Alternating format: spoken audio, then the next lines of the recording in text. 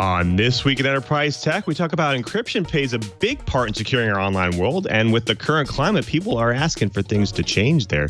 Plus, security is always a topic here on TWiET, and this week, Curtis is going to take us through what organizations can do to actually detect anomalies on our networks.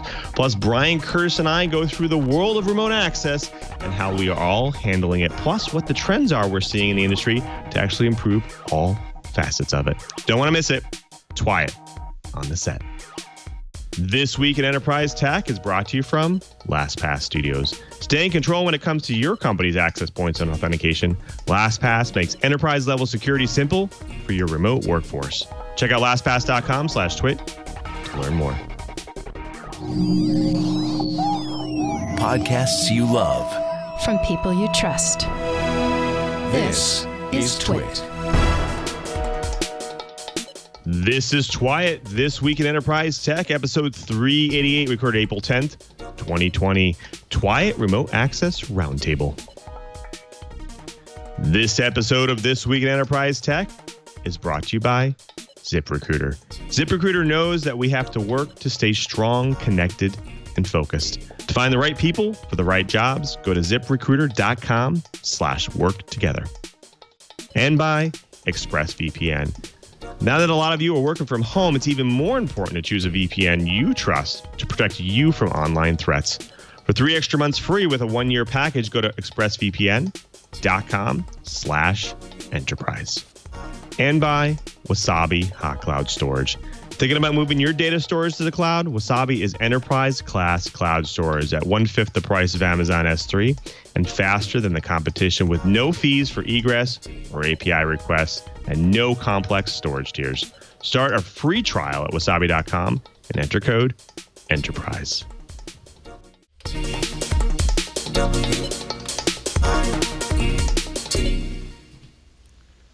Welcome to TWiET, This Week in Enterprise Tech, the show that is dedicated to you, the enterprise professional, the IT pro, and that geek who just wants to know how this world is connected. I'm your host, Lou MARESCA, your guide through this big, giant world of the enterprise.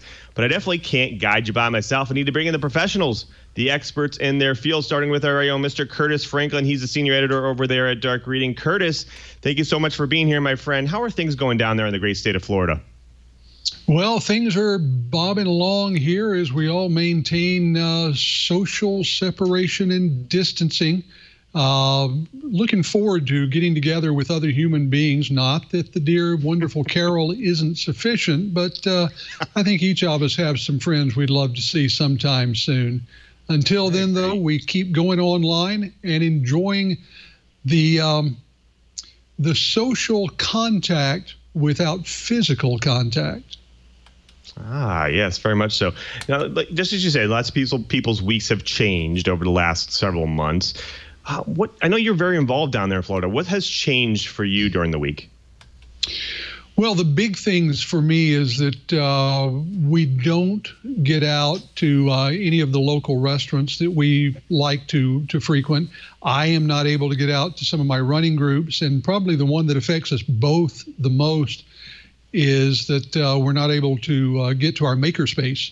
The nice thing is that the makerspace right now is the center of a major effort to provide personal protective equipment to healthcare providers. We have, I'm very proud of the local maker community here in Central Florida. In the space of about a week, we've put together a massive supply chain where we have people sourcing material, distributing material, preparing material, and then completing the production of face masks, protective face shields, and other pieces of protective equipment, and then coordinating, getting them into the hands of the healthcare organizations that need them. It's a huge effort, all being done by volunteers. And it really does make me proud of all the individuals who are taking the time that they have now to do something really positive rather than, well, just, kind of sit at home and mope and worry about the future. Fantastic. Thanks so much for being here, Curtis. Well, speaking of change, this next co-host he's used to change, but he's had quite a bit of change during his week. Welcome back to Mr. Brian Chee. Cheebert, the week has changed quite a bit for you. What's keeping you busy? Right now, it's still university projects. And instead of hacking everybody off at the knees when I retired, I'm still trying to help out. Sadly, because of funding, cutbacks, the federal grants have dwindled to a trickle. So they weren't able to hire someone to take over for me. So I'm kind of still plugging away and trying to get things going. The reality is there's a lot of things happening. And I want to do a real fast shout out to some of my friends over at the Pagoda Floating Restaurant. A lot of restaurants are having a tough time, not the least of which is a lot of them have freezers full of food that they would normally order as part of their standard supply chain to provide meals for their guests and so forth. Well, supply chains have taken a real beating during this quarantine. So what Pagoda Hawaii has done is they're continuing their orders at nearly their normal rate and then making the food available to the general public at either cost or at a small, tiny profit. So like, for instance, I just picked up for my mother-in-law and for my father their frozen food deal. 10 pounds of bone-in chicken thighs, 5 pounds of hamburger, and 3 pounds of marinated thin-sliced teriyaki pork, and 50 pounds of rice, which is very important in the Asian community. That whole thing was $80. And they are also making available via Charlie's Taxi so that people, the older folks, we call them our kapunas, can still take advantage of these deals and have it delivered for them. And great deal.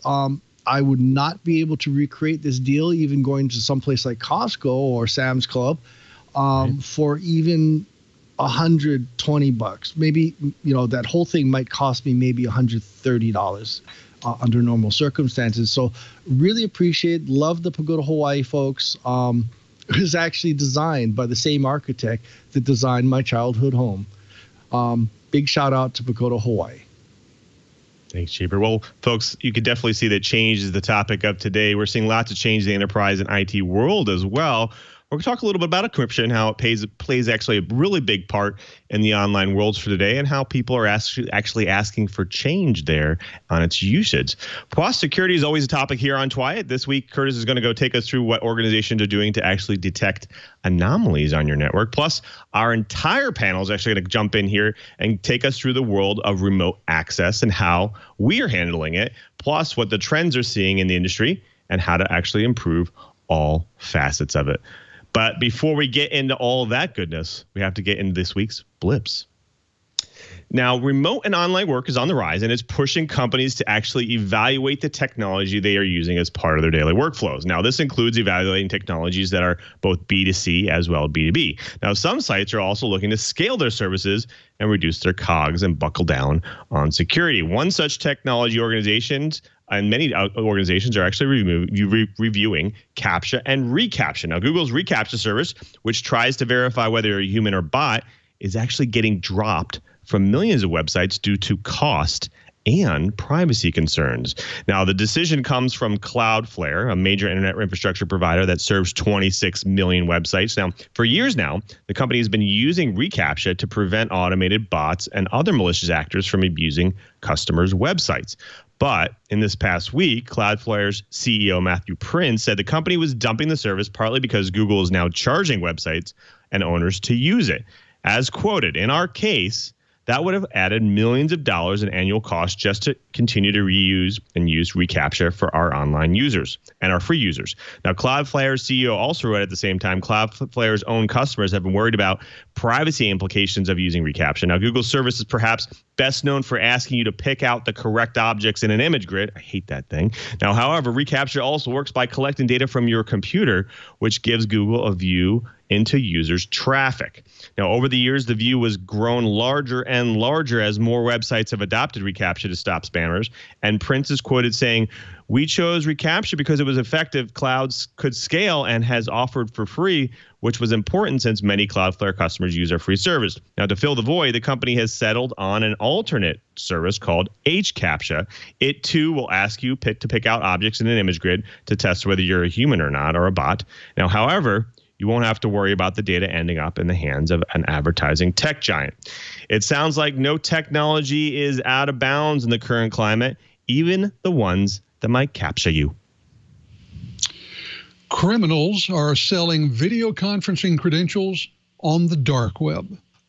2 security firms reported this week that as the number of cases of Zoom bombing has risen and companies lock down their video conferencing calls behind passwords, attackers are now posting and selling video conferencing credentials online.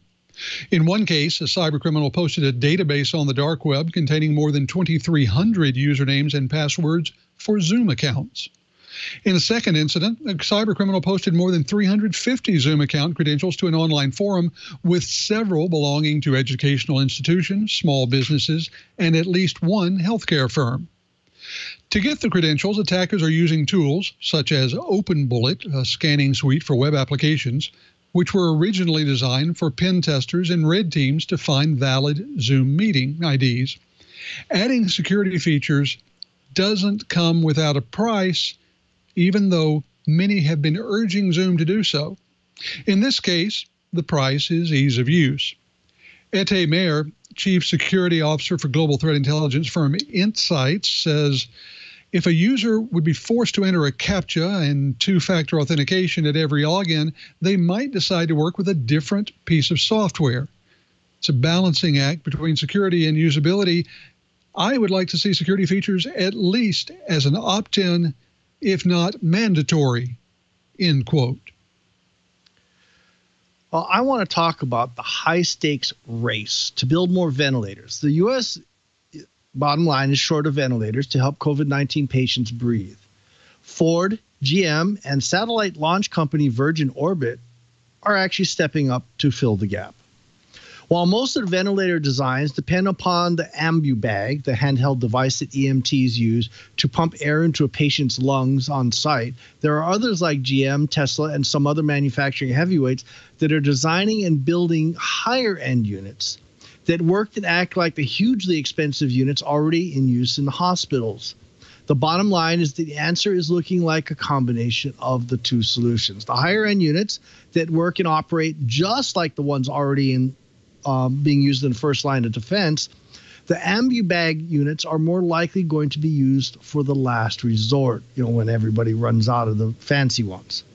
With medical equipment shortages, PPE shortages, and hoarding going on around the world, I feel it's going to be large corporations and makers that are stepping up to get us past the medical overloading the pandemic has created. Having said this, I feel it's going to be Joe and Jane, everyone, that's going to make the biggest difference. Stay home, stay safe, and remember, we're all in this together. And for our healthcare folks, if you're having trouble getting PPE supplies, here's a link for you. GetUsPPE.org. You can sign up whether you are someone making them, just a few at a time, that you want to help out on a nationwide impact, or if you are a healthcare provider or a first responder and you are short of PPE, sign up, get hooked up with people. It's a nationwide clearinghouse. I would also strongly encourage everybody to go onto that site and sign up to send an email to your representatives, encouraging them to get off their butt and start doing something on a national scale, so that our healthcare providers aren't having to go and buy PPE out of their own pockets. Thank you. Please sign up. Please consider donating. Thanks, Cheever. Well, the EFF continues to service many of the issues we face in the ever-changing connected world. Now, this includes how companies are actually changing their privacy rules and processes as well. Now, Twitter greeted its users with a confusing notification this week. The control you have over what information Twitter shares with its business partners has changed, it said. The changes will, quote, help Twitter continue operating as a free service, it assured. But at what cost? Now, isn't that the question of the day for all companies, right? Now, there has been a change. And what happens is when users opt out of the allow additional information sharing with business partners setting in the personal and personalization and data part of the site, there are two major changes here that happen, and organizations should be aware of it. Now, one version is that it tracks tracking for ads on Twitter. Now, when an advertiser runs an ad for a mobile app on Twitter, Twitter collects information about who views interactions with it, clicks on the ad as well. And if a user who saw the ad proceeds to download and open the app, Twitter will notify the advertiser that the user's device completed a conversion. Now, Twitter's use of third-party analytic libraries, like most of the web, Twitter shares device identifiers and cookies with Facebook and Google so that it can measure the effectiveness of its own ad campaigns on those platforms. However, these changes affect users differently depending on whether they are subject to GDPR. Now, Twitter apparently was happy to let users opt out as long as ad spending continued to grow. But last year, the privacy bugs and subsequent fixes seemed to have shown Twitter exactly how much privacy options were costing it. Now, Twitter has removed the ability to opt out of conversion and tracking altogether. Now, the question we need to pose now is, should it really be up to the tech companies to, quote, give us privacy? Emails impersonating the president and the White House seek to exploit pandemic fears. Online scammers have begun impersonating President Donald Trump and the White House staff in phishing emails designed to lure recipients to websites for downloading malware on their systems.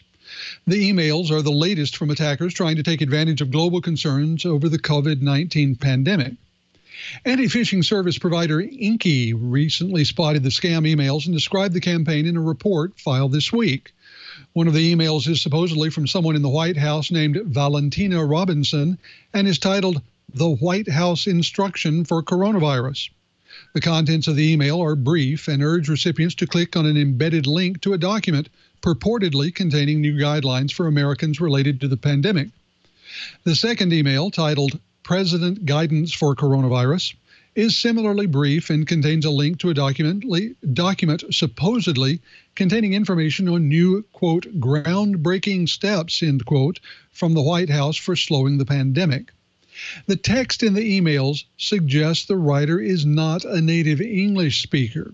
One of them contains grammatical and spelling errors that would be very unlikely in an actual official email from the White House.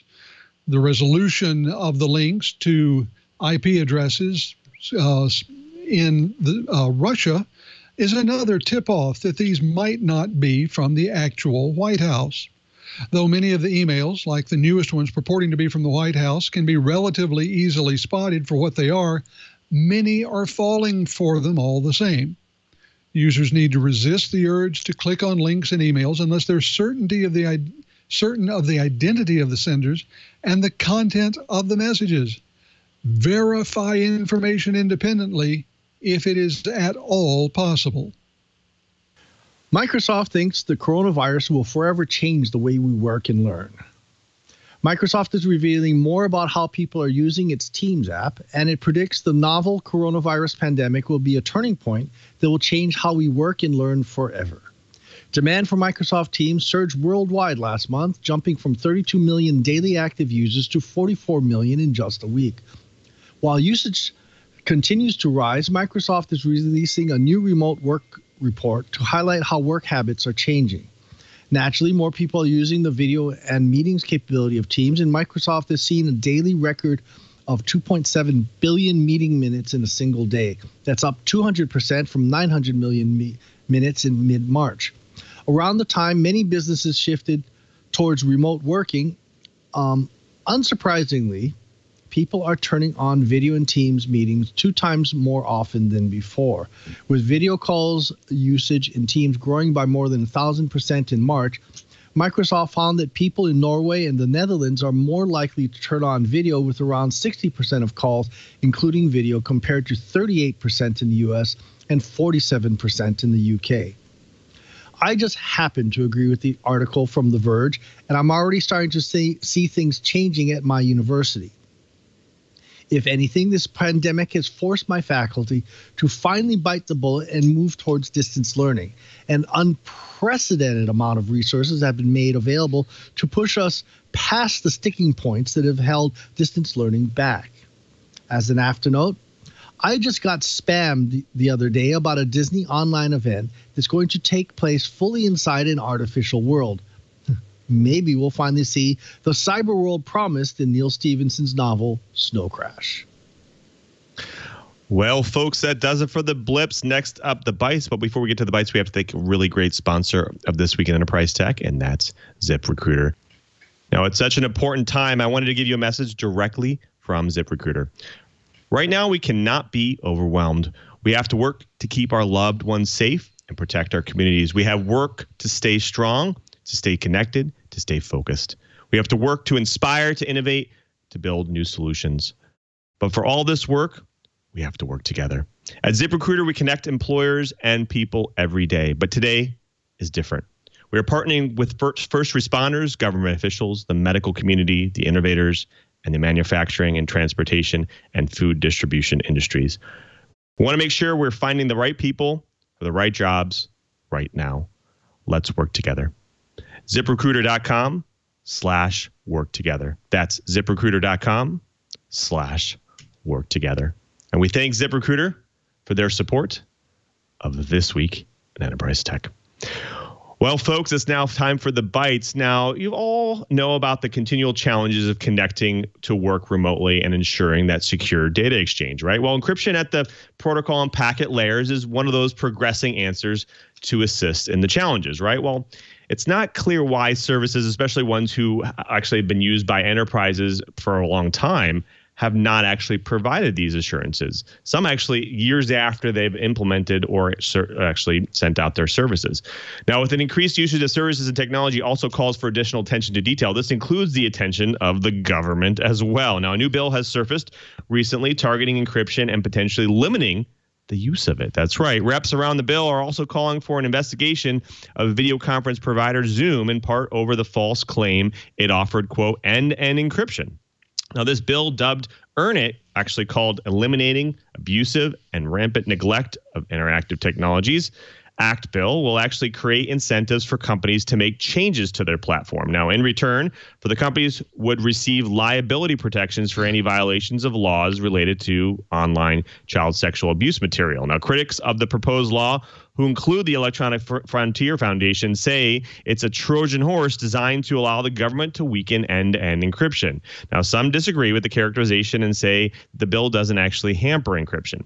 Now, the Earn It Act would designate a commission that would develop best practices for internet services to prevent online child exploitation. Now, the sponsors introduced the bill after U.S. Attorney General William Barr was repeatedly called for encryption backdoors to keep law enforcement from going dark. Now, in the market, researchers from Citizen Lab, the University of Toronto group that investigates security and hacking, further reported weaknesses in Zoom's encryption uses. That's right, the Zoom service that you've probably used before. Now, one flaw was the Zoom, quote, rolled its own encryption scheme, which meaning it's used custom algorithms rather than standards that have been widely tested over the years.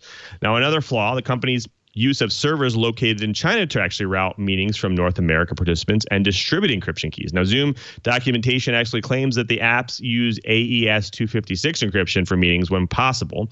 However, we find that in each Zoom meeting, a single AES 128 key is used in ECB mode by all participants to encrypt and decrypt audio and video. Now, the use of ECB is actually not recommended because patterns present in the plain text and are preserved during encryption. Now, AES 128 keys, which are verified, are sufficient to decrypt Zoom packets intercepted in internet traffic, appear to actually be generated by Zoom servers, and in some cases are delivered to participants in a Zoom meeting through servers in China, even when all participants and the Zoom subscribers actually are outside of China. All right, guys, I want to bring you in. Curtis, I want to start with you first. Let's go over the internet bill first, because this seems like a very interesting bill at an interesting time. What the heck's going on here? What's actually sparking this bill? Well, I think what we have here is a number of conflicting interests. On the one hand, we understand, and even our legislators understand, that being able to carry on conversations securely, privately, with the knowledge that only the people who are supposed to be part of the conversation will be there, is vital for our nation's economic, not just growth, but continuation. So they know that they want to ensure that. And it's fascinating whenever you have legislators who would normally be high on the free market, no regulation bandwagon coming in and saying we need to regulate this. But that's what we have happening. Of course, the flip side is that, as we heard from our Attorney General, there are those in law enforcement who absolutely want a back door into encryption. And many of them don't seem to get that back doors inherently mean that encryption is broken. So you've got a bunch of different things going on. And for better or for worse, as the nation is caught up in this pandemic, there's a push from voters to see that their legislators are doing something about a problem. Now, the legislators realistically can't do very much about a virus, but perhaps they can do something about the security of a communications form that has become more important during the pandemic. I think even if you ascribe the very best of motives to these legislators, the odds of getting it wrong and having unintended consequences that hurt the good guys far more than the bad guys is there. And so I would just as soon see our legislators slow down a beat and get a lot more input from industry before they write and finalize this particular bit of legislation. Right. Now, Curtis brings up a good point about the focus on companies right now that, especially a company like Zoom. And of course, there's kind of conspiracy theorists coming out of the woodwork here and saying, Zoom's use of encryption is weak and it's inefficient. But Chee, I want to throw this to you. Is this warranted? Like, are people really worried about this? Is it really Zoom's issue here, or is it just the fact that they're just an easy target for the current climate? It's probably both. Now, why don't we bring up that article from The Intercept, and that talks about how the Zoom technology is actually roll your own. It's the vast majority of the Zoom code was actually written by software companies in China. And depending on who you listen to, are willing to listen to, or willing to talk to, a lot of these companies seem to have some very strong ties to the mainland Chinese government.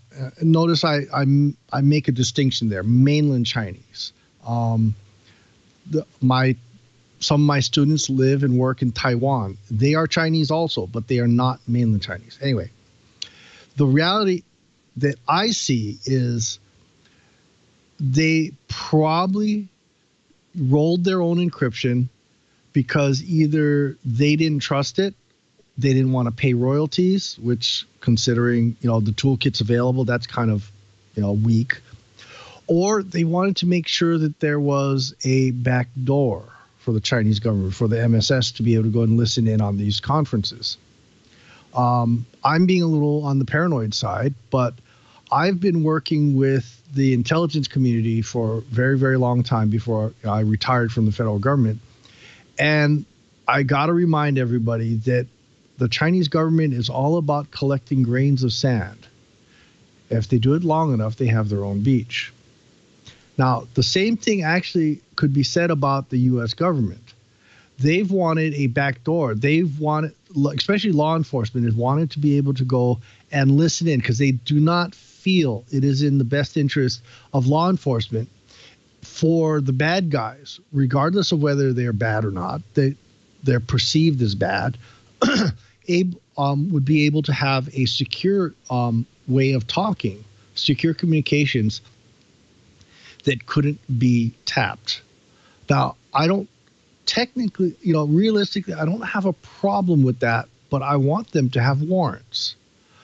But taking that thought just a little further, I also am not real wild about, gee, let's go and put a way of listening in by weakening encryption. That's not a real good plan, if you ask me, because if we can weaken encryption, that means the bad guys can weaken encryption, take advantage of that weakness. So all in all, I don't like the idea. And I think we need our senators to stop and listen to the experts, the people that actually design this type of thing, because I don't think they can have their cake and eat it too. And for those people that are doing anything confidential on Zoom, think twice. I'm not saying you should, but maybe Microsoft Teams is a better choice. Thanks, Cheebert. Good advice. Well, I do want to move on because I think we have another really great set of topics here, especially around security. And when, on your network, you want to be able to detect things that are going awry, especially in the remote working force, especially anomalies. Curt? We're at a point where in our business world, we log into work in the morning, usually, between 9 and 9:15. We log into mail, log into our collaboration system, whatever it may be, then log into our various business applications. Place we log in from physically and based on our IP address, the time we start work, the sequence of logins, all of those form a unique pattern. And any unique pattern can be useful as an authentication factor or an indicator of normal or abnormal activity. Right now, there's a problem, though, with millions of people around the world sent out of the office to work from home. How do you establish what is a normal behavior in an absolutely abnormal time? The issues around the behavior-based authentication that has become bigger and bigger and bigger echo larger IT behavior issues of the moment. Daniel Norman, who's research analyst at the Information Security Forum, says, quote, during times of crisis, behavior can be overwhelmed by stress and especially by disruption to daily routines. The COVID-19 lockdown has demonstrated the requirements for organizations to manage behavior effectively or face disruption from a growing range of security threats from both outside and within the business. Now, one of the things that is very true is that whether we're in an abnormal time or not, benchmarking using behavior has to begin with an understanding of which behaviors are useful for indicating a user's identity. Now, one researcher, Robert Capps, who's vice president at New Data Security, says that users who are sheltering in place will have some or all of the same characteristics present in their interactions that they did pre-COVID. They'll continue to use their home internet connections, continue to use their existing devices, and will use those devices in generally the same way as before. He pointed out that the habits and patterns can actually decrease the friction in a user's computing experience, allowing them to open and use some applications without stopping to think deeply about the user experience. And it is that automatic nature of the actions, the not having to stop and think about it every time, that makes those actions useful from an authentication perspective.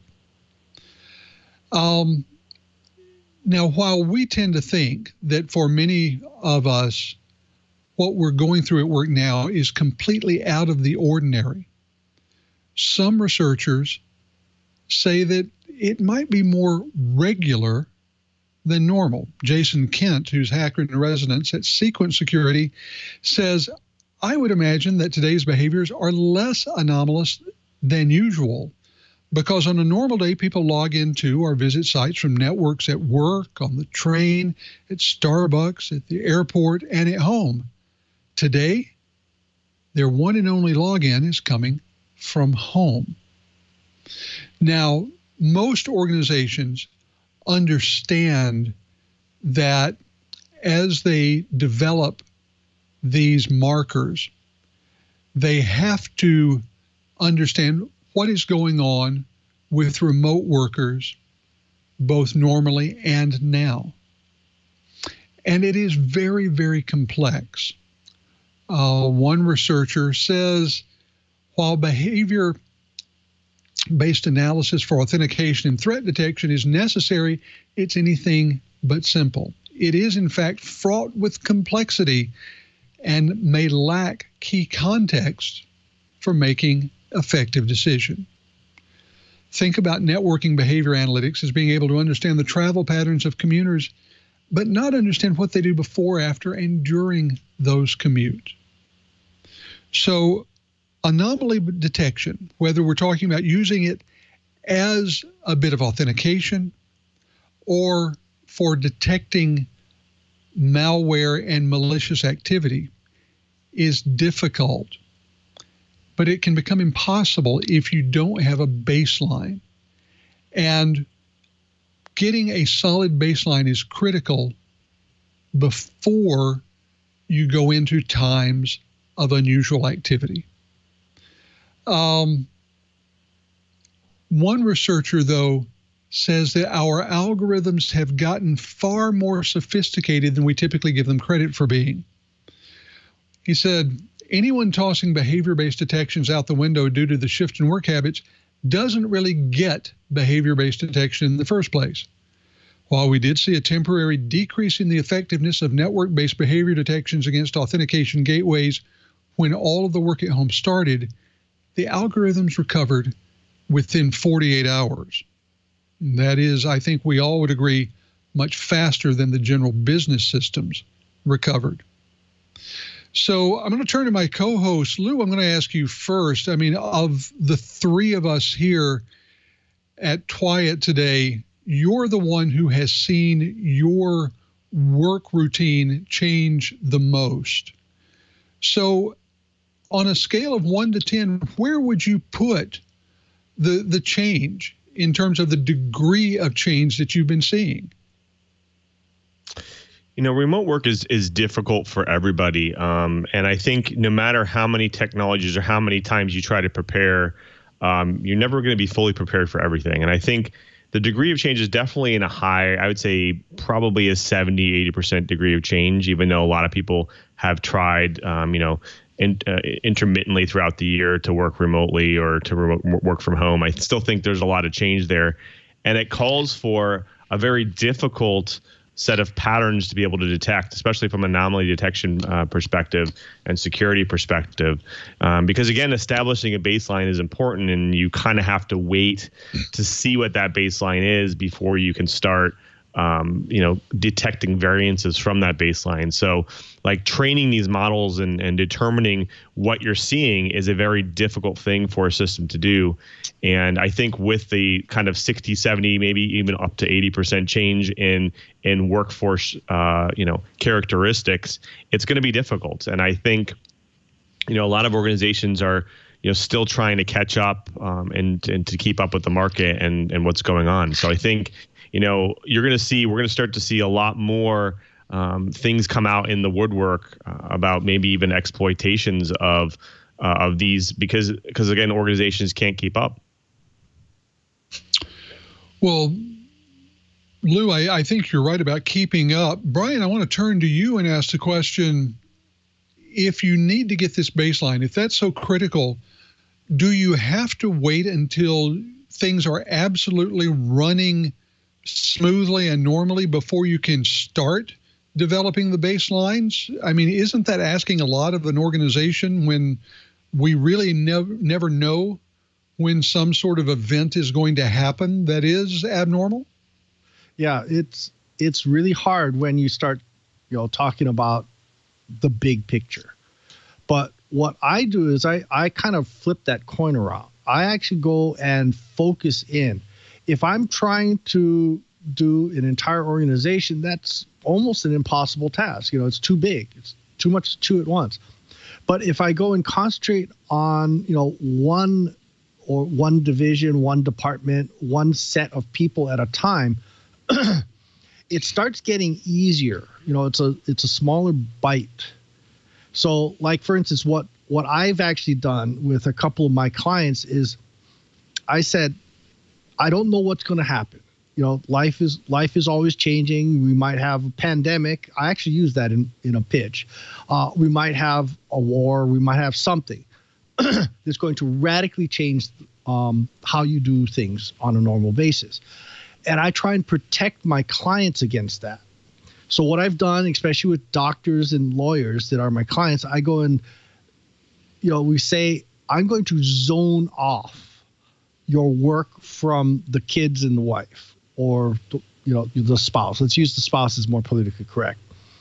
And so, like, for doctors, I will have them do their work, especially their clinical notes and things like that, on a completely separate network from the kids. Because there's no guarantee that the kid's not going to bring a laptop home and have viruses and malware and spyware and all that kind of good things. So I plan for it. Even though it's a normal day, we're still zoning them off. One of the other things I do if the person wants to move around is even some of the simpler firewalls are capable of doing VLANs. Even VLAN tags over Wi-Fi are very doable. So I will actually set up profiles, a new network where they get their configuration over a VLAN so that they're separated.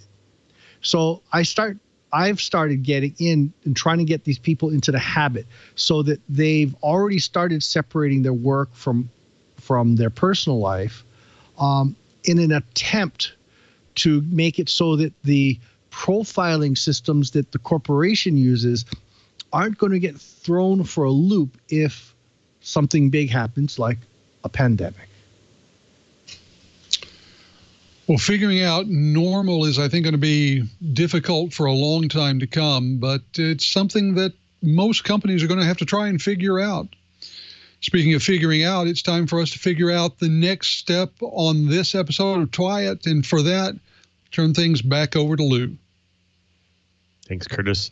Well, we'll get into all facets of remote work in just a little bit, but first we have to thank another great sponsor of This Week in Enterprise Tech, and that's ExpressVPN. Now, we all know and use VPN before. It protects your privacy and security, right? Well, there are lots of VPNs out there today, and you probably heard of a few. Now, some of them you've actually maybe used before. However, I'd actually only recommend brands to my audience that I trust, and I can say that ExpressVPN is one of the best VPNs in the market. Now, ExpressVPN is the software that I and thousands of my fans use every day to protect our data online. Now, since I started using ExpressVPN, hacking methods have grown even more sophisticated. I'm sure many of you are working from home these days, and without your IT department to protect your online threats, it's more important that you take action on your own to secure the devices you use for work. That's why I recommend using ExpressVPN for the best online protection possible. Now, I've been using and talking about ExpressVPN for so long now that you have already understand that why encryption in your network data is so important, but some of you still haven't acted. Why is that? Well, you might be thinking that security threats don't affect you personally, but not using ExpressVPN is like leaving your front door unlocked every time you go out. Sure, nothing might happen for years, but when a break-in does happen, it's devastating. That's right. One of the easiest ways to secure your internet data is with ExpressVPN. You can click one button on your computer or smartphone or any device, and you're protected. So my only question is, why haven't you gotten ExpressVPN yet? Visit my special link right now, expressvpn.com/enterprise, and get an extra 3 months of ExpressVPN for free with a 1-year package. Protect your internet today with the VPN I trust to keep my data safe. That's expressvpn.com/enterprise. Well, folks, that does it for the blips and the bites. But next up, we're gonna go in and talk a little bit about all facets of remote access. Remote work, remote access is a big thing right now, and there are many facets to it. Plus, what we're actually talking about many trends that we're seeing in the industry and how to improve it. Now, I want to first start with the entire panel here, and I'm going to kind of do like a little round robin, because I think the idea here is we want to know what solutions that they are using, and maybe what solutions maybe their organizations are using, and like what facets they have changed for a remote workforce. So I'm going to start with you, Curtis. What kind of things have you been using, and what have you seen change? Well, I think the big thing that we've seen change just before all of this started, we shifted to Microsoft Teams. So as the whole sending people home was getting started, we were just getting people used to working in Teams rather than the older Skype for Enterprise.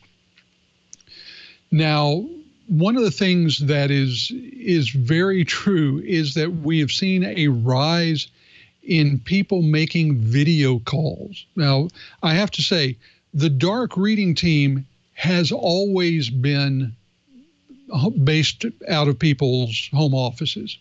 That's going back to the very beginning of the publication a decade and a half ago. And so in one regard, dark reading had no adjustment to make at all. The larger company that we're part of is a global company, and there are many countries where working from home is a very rare and unusual thing. And employees in those countries have enormous shifts that they've had to make. Now, we've been fortunate because the company on the whole had prepared for something like this. We had given employees the tools that they needed to be able to work, by and large, from anywhere. The thing that is the biggest adjustment is the bloody video call. As I said, dark reading has been a remote workforce, a remote team from the beginning, but we've always done things via voice, via text message, via shared documents, things like that.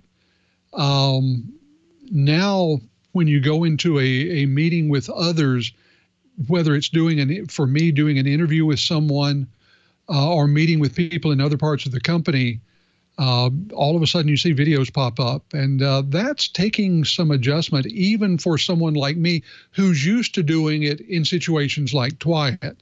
For some of our other editors, the adjustment has been even more extreme.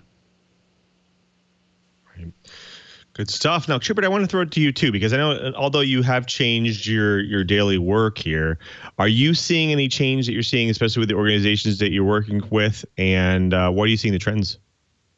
Actually, the School of Ocean, Earth Sciences and Technology at the University of Hawaii has had a massive change. Heck, our firewall rules wouldn't even allow you to have a raw exposed port 80 or port 443 web server. We forced you to go through a proxy so that we could go and examine all the connections and so forth, and never make a raw web server's address available to the public. We also never allowed RDP and a whole bunch of other things. So we've actually had to have a giant scramble. So one of the first things that we did was we actually set up an RDP gateway, and the amount of pushback we got from our faculty was actually pretty significant, to the point where they said, go back and try again. Well, in the meantime, I was working with our IT group, and we set up the SonicWall SRA. Now, it is an old machine. It's the SRA appliance is end of life. SonicWall is now pushing everybody towards virtual machines. But the cool thing about the SRA is that it was an appliance. We put it into a DMZ so that we can have all traffic coming through the VPN in a completely separate zone so that we could actually examine 100% of the traffic that's going through the VPN, just in case someone wasn't up to date on their patches and had a virus or malware ride in on their connection. The other thing we did too is we actually linked that into our Active Directory so that, we have a little bit more control over standards for passwords. We could set times and things like that. So that was a really, really big change. Our faculty have mixed feelings, but they like the performance. One of the other things I've done in my lab is I've actually been using Ericom, which is an RDP gateway, but it's HTML5 based. It allows me to go and get into my machines remotely, and it actually has been working very well. We've actually had 2 HTML5 based gateway products as guests on the show. We've had one from Awingu, and we've also had Ericom. And I've actually used both. They're both very good. But at the university, we're a SonicWall shop, and it's worked out really well. And then from the meeting, unfortunately, my faculty, they've been really into Zoom. I think it's the name, not sure why. I've been trying to get them off, move towards something that we have a little more control over. I'm hoping to get more fans of Microsoft Teams. We'll see. Right. So for me, it's interesting. There's lots of things have changed. Obviously, a more focus on collaboration, using tools and services that are available. So obviously we use Teams at work. And I think one of the biggest things there is the reason why is it really kind of helps us disseminate the information easier than email even, because you're finding a way to kind of post information, whether it's about, work from home tactics or latest meeting trends or policy changes. And people can actually go back and review that history. And it makes kind of an important place for kind of like the old bulletin board systems where people can kind of go and view information anytime and do searching. But it's live, it's interactive, and it's really important for that to have. And I think that's one of the biggest changes, I think, from a remote workforce perspective, because a lot of times we focus more on email and or in-person interactions, and this has now kind of bridged that gap for us. But from a security perspective, one of the biggest things that I've seen, not only at my company, but also at a lot of other companies as well, especially in this area, is the more focus on JIT access. And that's kind of just-in-time type access using MFA, where you might want access to a particular asset, whether it be documents or a special service or site that allows you to do specific things or read specific things. And you don't have access at first, but you are gained access. And then you use something like a YubiKey or Authenticator to access it. And you only have access for a certain amount of time, and then that access is removed. And so the biggest interesting thing here is anytime it's specific raw data, it's even more important from that perspective. And I think a lot of things, even including documents nowadays, we're even starting to kind of lock down and classify them from a low confidentiality all the way up to high confidentiality. And so lots of classifications of data is happening. And then behind the scenes, a lot more things are happening from a security perspective. Not only do we use AD, which really does, like Brian was saying, does help with that kind of seamless and kind of single sign-on transition between both sites and data, but also this JIT access is making it even more secure, especially for people who are using their own devices and potentially even from a home perspective. Another big shift I'm actually seeing is hardware. So a lot of times, you have devices that might have TPM chips on them or not. And so a lot of home devices do not. And so they have to shift to use other means to be able to support authentication. And again, like YubiKey and/or authenticators and/or mobile devices are kind of supplementing that in the current workforce. And I think that that's very helpful because it allows you to still use the devices that you have and support at home, but also you can still access your secure data when needed. So I think these are some of the biggest changes that I'm seeing, and the trends also are coming from the fact that people are, again, spending a lot more time in front of the same spot that they have all day long, and they need to be efficient in that, but they also need to be secure in that as well. So I think that's kind of what's pushing it along.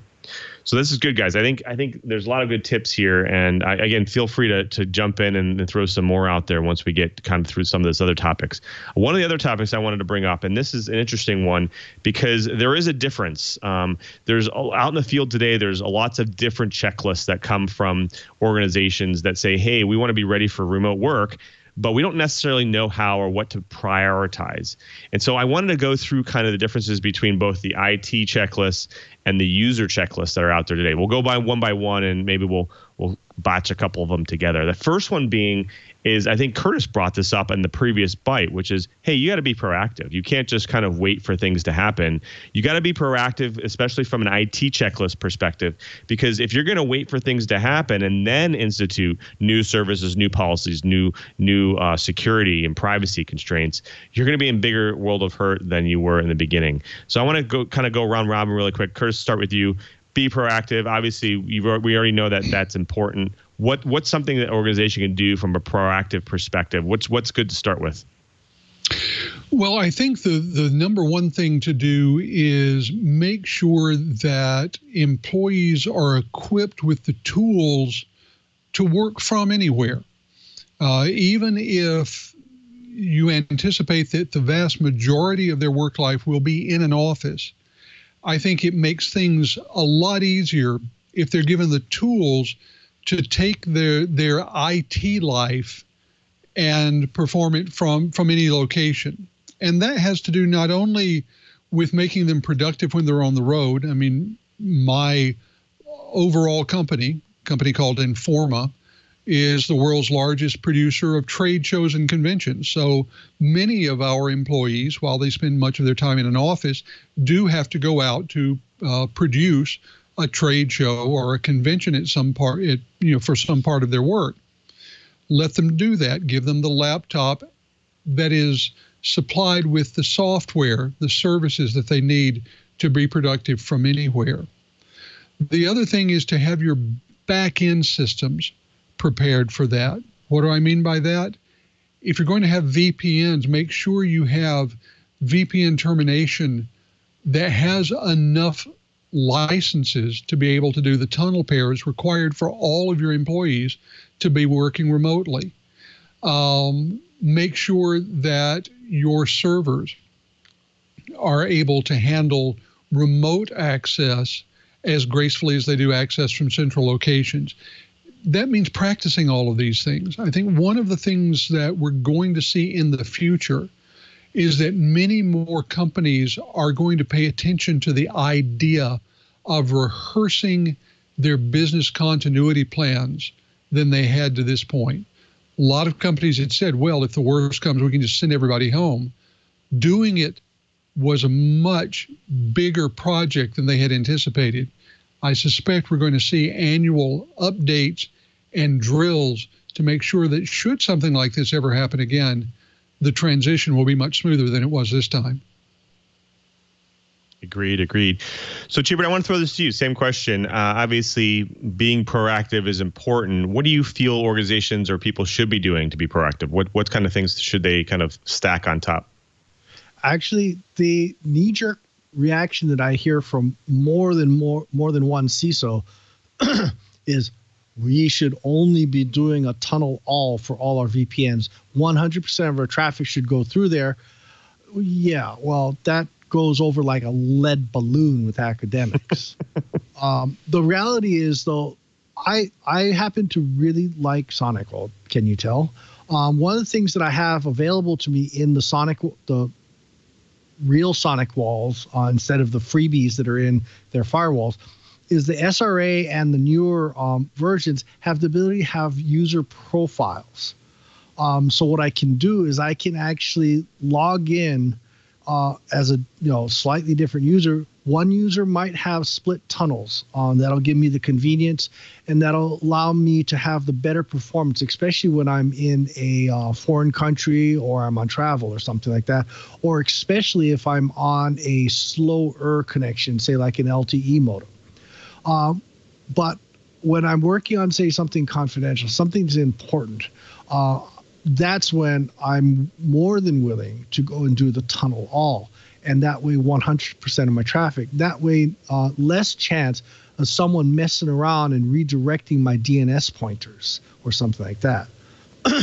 My other big piece of advice is what I've done for a lot of my customers is that I segment off, I zone off the work machines versus the kids, basically. And either I do that through a physical port, or I will do tagged VLANs and set up a different network profile that hops onto that tag so that it's separated off from the kids and less chance of something writing back in.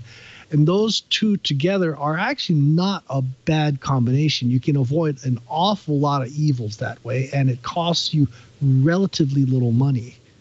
So that might be something our viewers might want to look at in the future. Thanks, Cheeber. Well, when we come back, we have a lot more on these checklists, so do tune in. But before we get to all that, we have to thank another great sponsor of This Week in Enterprise Tech, and that is Wasabi Hot Cloud Storage. Now, Wasabi is the perfect solution for managed service providers to sell because they can earn more while charging less. Now, it's also 80% cheaper than Amazon S3 and significantly cheaper than on-premise storage. Now, typically, you can store data in Wasabi's cloud for less than just the annual cost of the maintenance fees on the same amount of on-prem storage. Wasabi's disruptive price performance model makes buying cloud storage a natural addition. Now, listen to all the ways that this is happening. There's two ways to pay. You can pay as you go, or you can pay on one time with reserved capacity storage. Wasabi's reserved capacity storage makes buying cloud storage a natural addition to your on-prem storage. And if you're thinking about buying more hardware storage, compare the price against 5 years of reserved capacity storage. You can actually purchase cloud storage in 1, 3, or 5 year increments and achieve greater discounts for term and capacity. Plus, it provides 11 nines of durability. This means on average, you'll lose one file every 649,000 years. That's right. You're probably not going to lose a file. Now, hosted in premier tier 4 data center facilities that are highly secure and fully redundant. Wasabi is secure by default, and all data stored in Wasabi Cloud is also encrypted at rest, even if the requesting party doesn't specify encryption. Now, Wasabi follows industry best security models and design practices. They have access control mechanisms such as bucket policies, and access control lists can actually be used to selectively grant permissions around the clock. Now, your data will be immutable, actually preventing data from being erased or altered. Plus, it protects you from hackers, malware, and even yourself. That's right. It also has active integrity checking where all objects are stored and checked for integrity every 90 days. Plus, if your organization is worried about compliance, they got you covered. HIPAA, FINRA, and CJS compliance as well.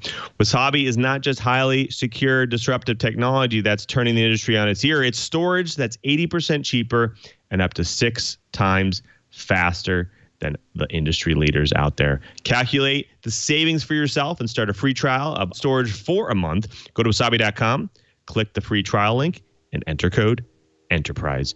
Join the movement and migrate your data to the cloud with confidence. Go to wasabi.com and make sure to use the offer code ENTERPRISE. And we thank Wasabi for their support of This Week in Enterprise Tech. Well, folks, now back to the whole roundtable for remote work. I can tell you we're going through the IT checklist for organizations. And the next one I'm going to kind of group together. I think Curtis kind of alluded to some of these services that are being used by organizations. I think some of the most important ones that we're actually seeing from a lot of organizations that are out there, especially IT pros, are talking about this, is web filtering, spam protection, and antivirus. So I think one of the things that's interesting here is there is some controversy about antivirus because a some of the operating systems today come with a lot greater support for it. But the interesting thing is, are they supporting your particular scenario? Another thing being spam protection. Obviously, your organization still gets a lot of different types of medium for communication. Is it protecting itself from spam? Because sometimes your users are not going to protect themselves. And of course, web filtering. We don't want those malicious sites leaking through, even if you fat finger the entry of the URL. And we want to make sure that all your users are protected, especially in a remote work environment. So, Curtis, I want to again throw it to you first. Is this a good list? It's probably not an exhaustive list. Is it a good start at least? Oh, I think it's a very good start. The key, I think, is for the IT staff to understand the jobs that the employees are doing, because one of the things that we've seen over and over, and one of the things we can say for a certainty, is that if security throws up roadblocks to employees doing their jobs, then the employees will work around security. And when they do that, the odds are pretty good they are going to introduce exploitable vulnerabilities as they do so.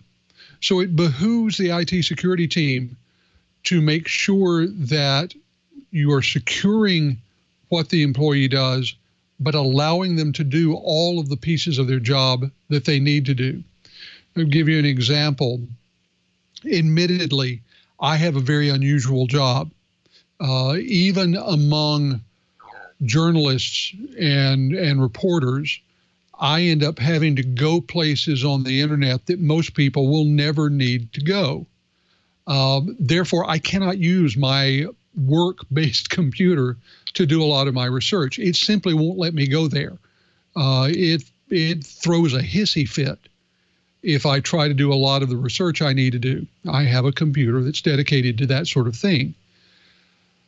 There's no reason for most employees to do that, but there is a reason for many employees to deal with suppliers, with partners, with customers. And when IT needs to let them do that, they need to be able to have filtering rules that can be flexible enough to allow that sort of thing to go on. Like I said, never make it so difficult for your employee to do their job that they find it easier to go around you, because you will not like the shape of the hole they dig to get outside that fence. Good point, Curtis. So, Chee, I want to throw this to you because, again, there are a lot of other options here to add to this list. What are some of the other things that organizations should be thinking about? If you haven't thought about a corporate policy or corporate site license for a password vault, what are you freaking waiting for? I send this especially to the universities out there. One of the things that I saw personally is secretaries and clerical plucking off scads of yellow Post-it notes with passwords and taking them home. Now those passwords are sitting there in their home in a less controlled area that maybe the kids can find and go, ooh, what can I get to? Maybe I can change my grades. I don't know, all kinds of things. The mind boggles. I've been yelling and screaming and bitching and screaming from the top of the mountain saying, quit bellyaching about junk passwords, reusing passwords, guessable passwords. Passwords are the ultimate evil, blah, blah, blah, blah, blah. But yet my organization still doesn't have a site license for something like LastPass, who, by the way, is a sponsor of this show and a sponsor of TWiT. I happen to like LastPass a lot. And I've been yelling and screaming, wanting a team version. Because one of the other big problems with, just outside of this pandemic and shutdown is when someone leaves an organization, are you sure all those passwords that they might have alone, maybe root, maybe admin, maybe this, that, or the other thing, are they still in the organization? If it's in a team vault, then it probably is. But if it's in a personal vault, if you forced your employees to use a personal password vault and they leave, there's no guarantee that 100% of those key passwords are going to be kept in the organization. And do you really know all the accounts that they have, and are they changed when they leave? So that's my number one thing on the corporate checklist. For God's sakes, if you haven't done a password vault, do it. Because if someone gets broken into because of a weak password or a guessable password, it's your own bloody fault. Amen. Amen. I think, I'm going to speed up a little bit because we're running low on time. I think one of the biggest things is we already know backups is a really important one here for an IT organization. And we want to make sure that's out there. Obviously, updating and patching is another one, making sure that not only your servers and your major services are being patched and updated at a regular basis, but also making sure that your users, both at home and on your network, are also keeping up to date with patches. So making policies and rules for that to happen quickly and staying on top of things is important. One thing that we didn't cover, Cheever talked a little bit about permissions and securing those things. We talked about in the previous bite about anomaly detection and change detection. These are also important things. And of course, one of the things that's kind of out there that we haven't seen quite a bit is periodic vulnerability scans. So I think that's one of the things that we're seeing organizations not pay less attention to, is that kind of ad hoc testing of their network and making sure that there's not vulnerable spots. And so kind of being proactive and doing that will really help things along. Obviously, MFA is another thing we talked about, and JIT access and JIT admin access is another really good, important thing. So really quick, I want to go another roundtable. Last topic. This is more, that was on the IT side. Let's go to the user side now, because of course we all know sometimes our weakest links are our users, right? So the first thing that I'm seeing here, and I'll go through the kind of the 3 or 4 that we have here. One being, hey, we need to train our users. They need to be up on the latest and greatest ways that attacks are happening, security is going on. Obviously, phishing training is a good one. Social and engineering techniques are also good. Engaging training to help with that. Also, corporate, making sure that we're up on corporate policies and procedures of things, because accessing data in the wrong way or copying data to local machines are not usually part of the corporate policy and procedures. And of course, making sure I use the secure workplace that I'm provided and I'm educated on that. And of course, my home network hygiene. Am I doing things the right way on my home network? How can I educate myself? So what do you guys think? Is that a good place to be and a good start for the users? Start with you, Curt.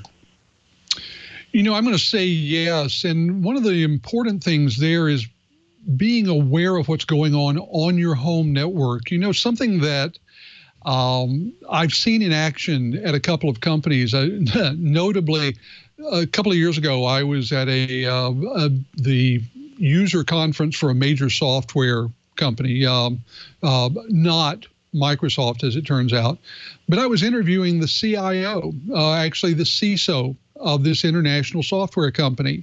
We were sitting there, we were talking about a particular threat, and one of the people there at the table with us suddenly turned and said, "Oh, do you mean that I need to start looking for this?" And the CISO took a moment out of our interview to coach the employee on what to look for and on how to set up their home computer to be a little bit safer.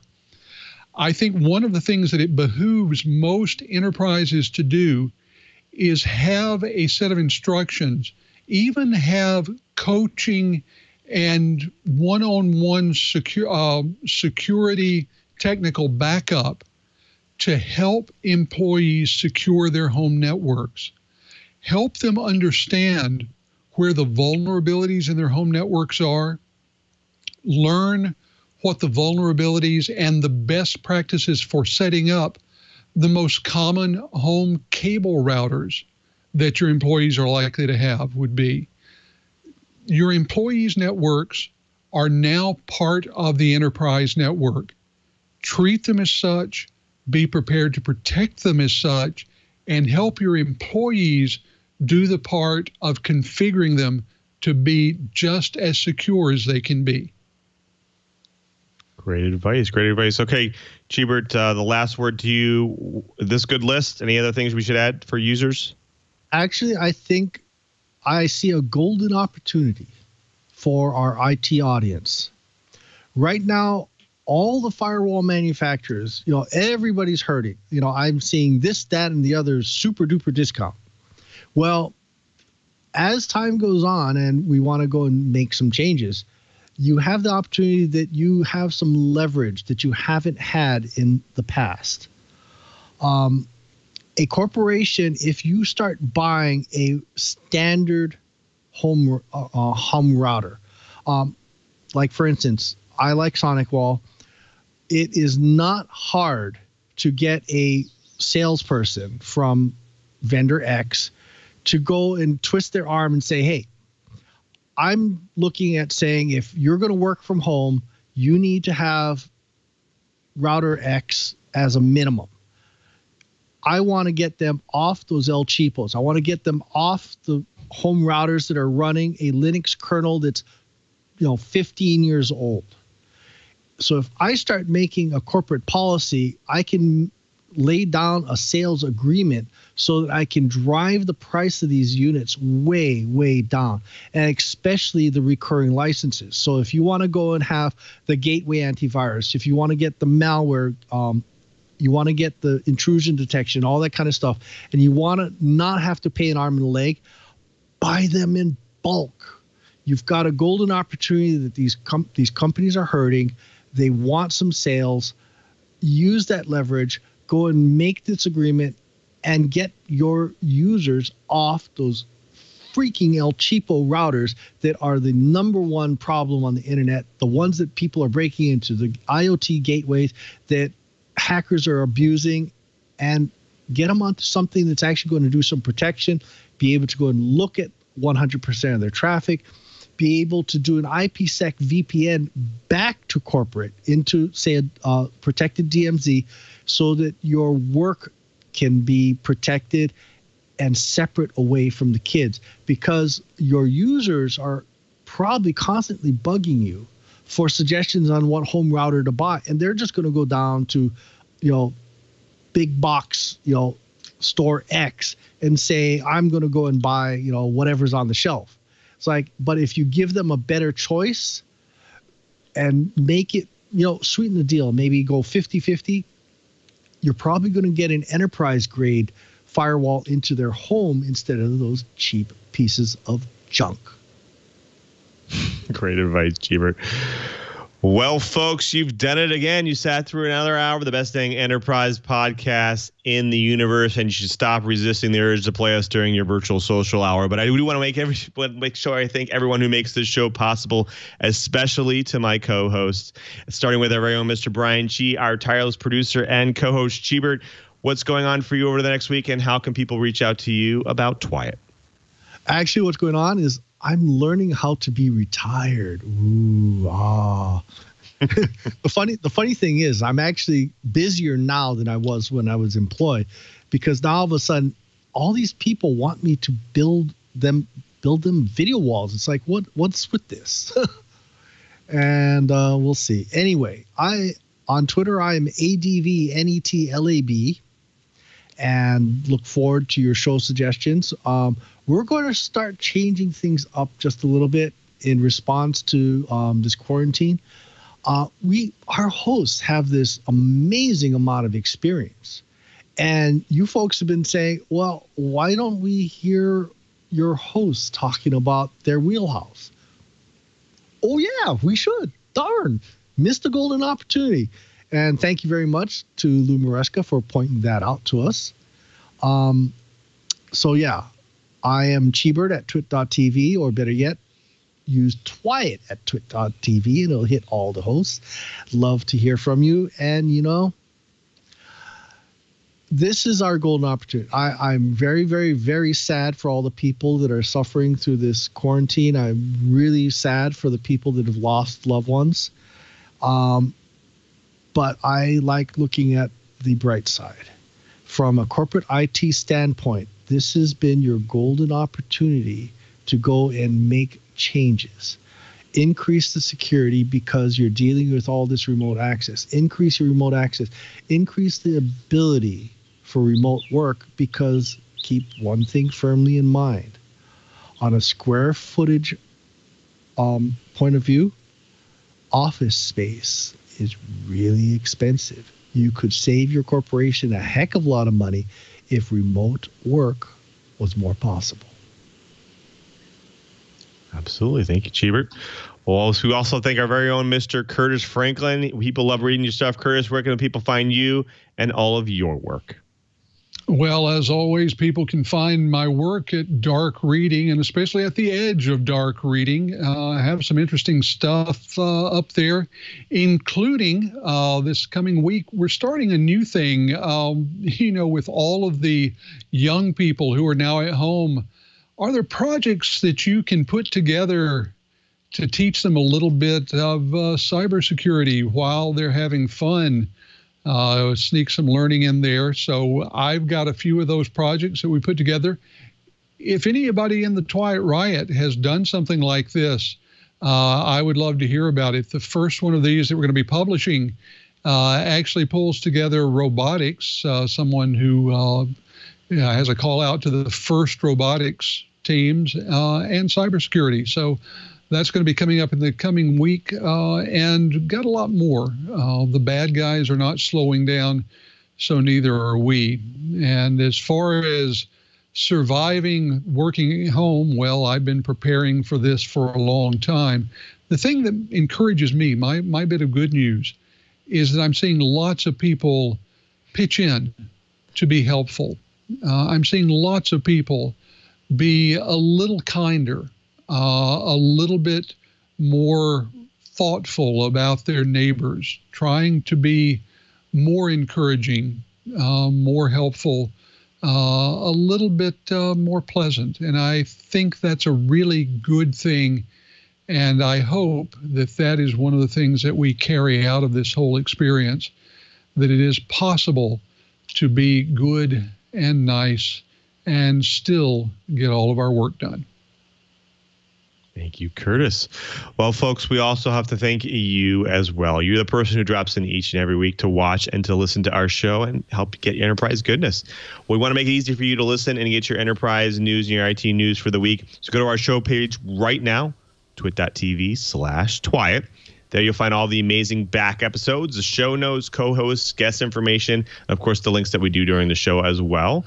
But more importantly, next to those videos, you'll find those really helpful subscribe and download links. That's right. Support the show by getting your audio version and your video version and your HD video version of your choice, and listen on any one of your devices or on any one of your podcast applications. Available on all of them there. So go check it out. It's really the best way to stay on top of your enterprise and IT news, and we definitely want to keep doing the show. And with you supporting us, we can definitely keep doing that. Now, after you subscribe, you can impress your friends, your family, and your coworkers. Share the gift of TWiET. Now, if you've already subscribed and you're available one of these days, 1:30 p.m. Pacific on Fridays, we do this show live at live.twit.tv. You can jump in and watch the show live, see all the behind the scenes, see all the fun banter that we have with the co-hosts and of course the chat room. Now, that's a key here. If you're going to watch the show live, might as well jump into the chat room live as well. That's at irc.twit.tv.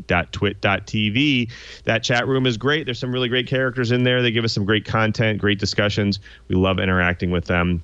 Really makes us feel like we have a live studio audience, which is really cool, and I really enjoy doing that. So jump into the chat room, irc.twit.tv. Now, if you can't watch live, you can't be part of the chat room, that's okay. There's still a discussion happening 24/7 over there at our great website, twit.community. Go check it out right now. There's a great set of individuals out there. Not only our co-hosts and our hosts and our shows topics are out there, but people are discussing all types of technologies, asking questions, and really having a great set of discussions. So if you want to be part of that discussion, it's happening all the time, overnight, internationally, globally. Go check out that right now at twit.community. Remember, you can always follow me, twitter.com/LouMM. I love talking and interacting with all of you, so please definitely follow me. Come out and discuss some things with me. Not only that, but check out all the enterprise tidbits I put out there. And of course, you can always check out all the latest greatest posts I post about Microsoft, where I work during the normal work week. Of course, you want to check out more about that, of course, that specific thing. You can go to dev.office.com. We provide really great ways to customize Office and make it easy for you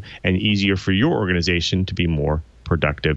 I also want to thank everyone who makes this show possible, especially to Leo and Lisa. They continue to support us each and every week doing This Week in Enterprise Tech and we couldn't do this show without them. Of course, I also want to thank all the engineers at TWiT. They're doing a fabulous job, especially in this time of uncertainty, and I really do appreciate all their efforts and support of This Week in Enterprise Tech. Of course, we have to thank Mr. Brian Chee just one more time, because Cheebert, he's not only our co-host, but he's our tireless producer. He does all the bookings and the plannings for the show, and we really couldn't do this without him. So thank you again, Cheebert, for all your support. Now, before we sign out, I'm gonna turn the tides here a little bit. We normally ask our TD for today, who's Jeff behind the scenes, of what's the major topic of the show. But I'm gonna ask you, Jeff. Now that people are working remotely, what suggestion do you have? Because you actually TD and work at a great online organization. Would you have any suggestions for our audience? Well, it's been mentioned a few times, but the importance of your audio.